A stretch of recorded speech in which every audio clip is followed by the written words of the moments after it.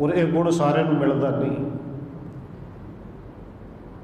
हुण इत्थों तक तो हुमे ठीक से गुण है कवि बन गया, पर कवि बन के हुमे इत्थों तक पहुंचे कि मेरे वर्गा कवि किहड़ा,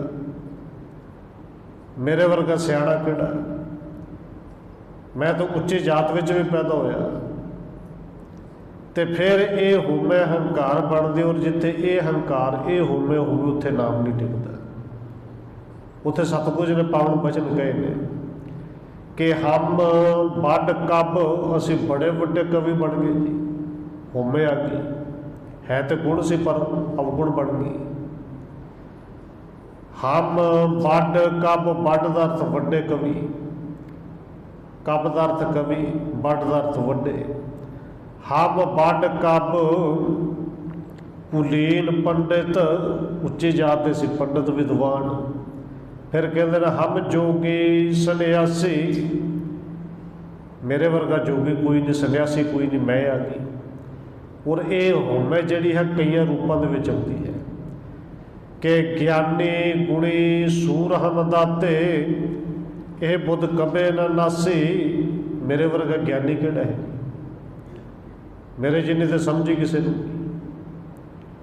कल एक वीर दे नाल विचार हुई सी कि सतगुरु के बाणी दे विच हुक्मनामा आया कि सुख सागर गुर पाया, ता सहसा सगल मिटाया।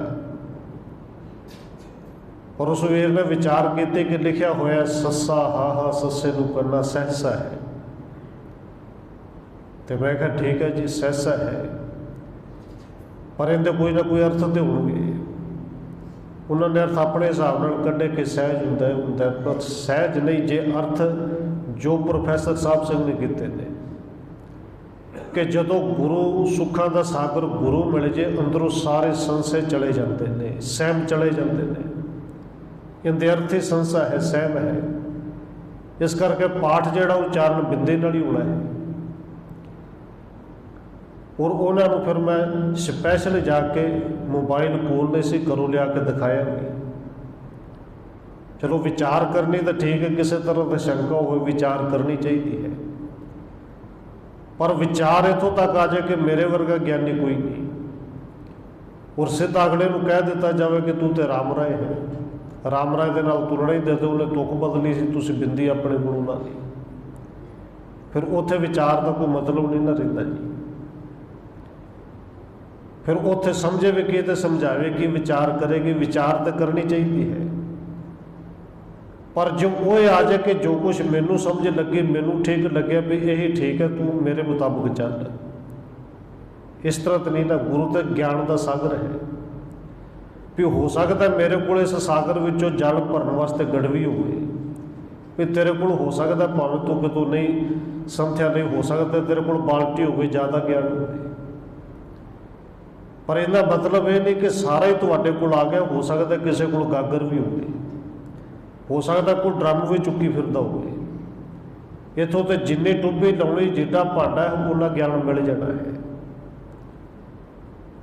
पर सतगुरु जी कहते हैं ये जिहड़ी मैं है कि मेरे वर्गा विद्वान, मेरे वर्गा ज्ञानी कोई भी नहीं। ज्ञानी गुणी सूर हम दाते,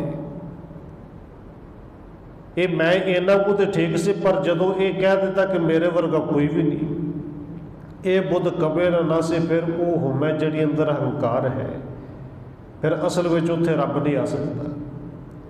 और बाबा कबीर जी ने पावन बचन किया सी कि जदों अंदरों मैं चली जाए, उदों कहते ने तू तू करता तू हुआ, मुझ में रहा ना हूँ। बस जदों तू अंदर आ जाए फिर अंदरों हूँ जानी है।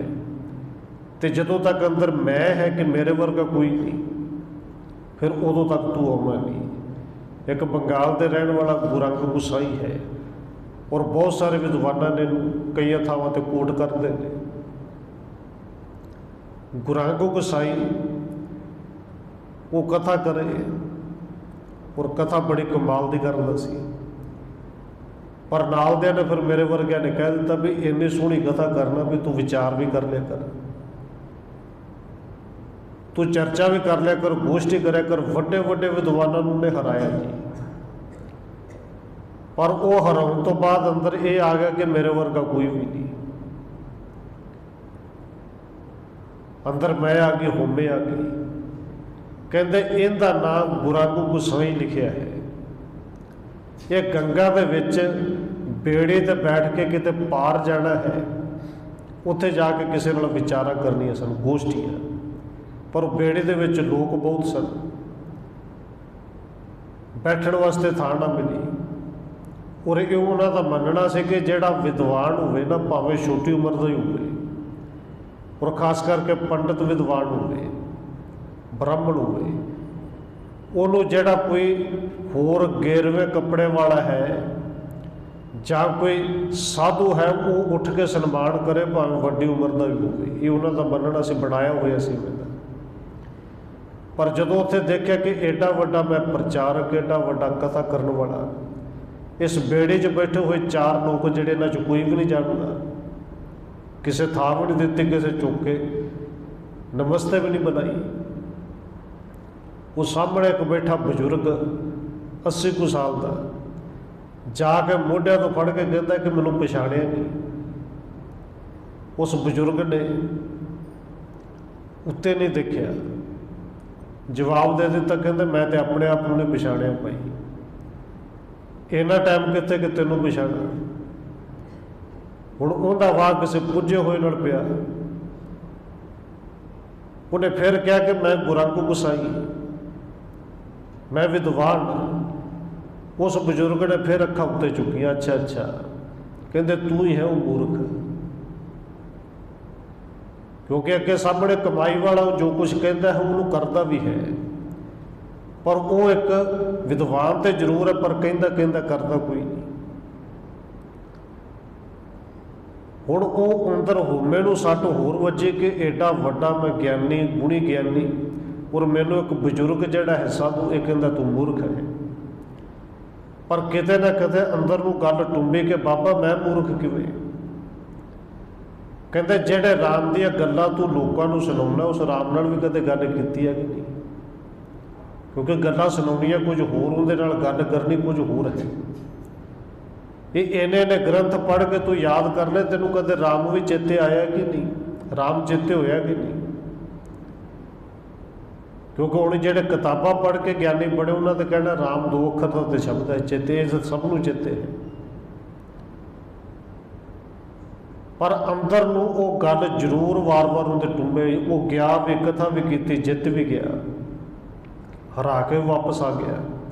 पर उस बजुर्ग के गल फिर अंदर कन्ना चुंवी आवाज पाई कि राम कदे चेते भी आया कि नहीं? तो हकीकत ऐसी कि उत्थे विचारा कर लगे भी राम भुलदा सी, जिथे जांदा सी हुमे करके राम के चेते रहिंदे ही नहीं सी। और सतगुरु जी ने पावन वचन कहे ने, धन गुरु तेग बहादुर महाराज जी ने, कहते जिह प्राणी होमै तजे करता राम पछाण। तो जिंदे अंदर होमै उन्हें राम की पछाण कितों करनी है? सतगुरु का पावन वचन है।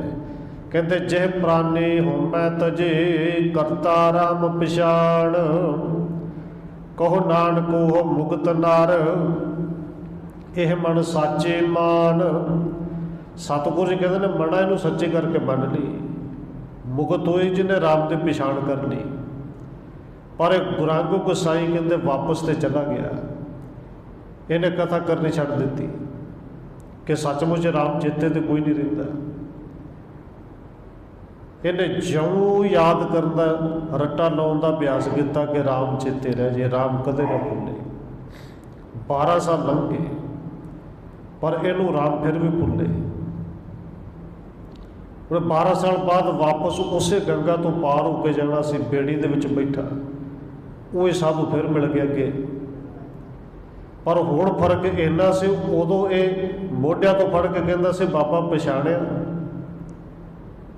अज बाबे दे कोल जाके गोडे तो फड़ के कहता झुक के थले कि बाबा पछाणी, मैं मूर्ख गुरंग गोसाई।